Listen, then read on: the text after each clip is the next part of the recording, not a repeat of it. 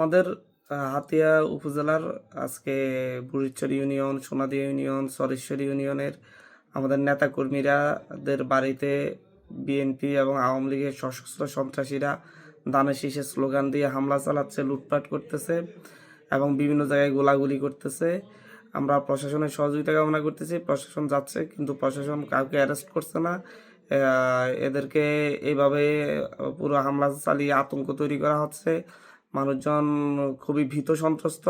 এই দ্বীপহাতিয়াতে সন্ত্রাসের রাজত্ব আবার কায়েম হয়েছে। সকল সন্ত্রাসীরা বিএনপির ধানের শীষের প্রার্থী মাহবুবুর রহমান শামীমের শেল্টারে হাতিয়াতে এসে এখন একসাথে তারা এই সন্ত্রাসী কার্যক্রমগুলো চালাচ্ছে। আমরা পুরো হাতিয়ার সকলের সহযোগিতা চাই, হাতিয়ার মানুষ এবং সারা দেশের প্রশাসনের সহযোগিতা চাচ্ছি।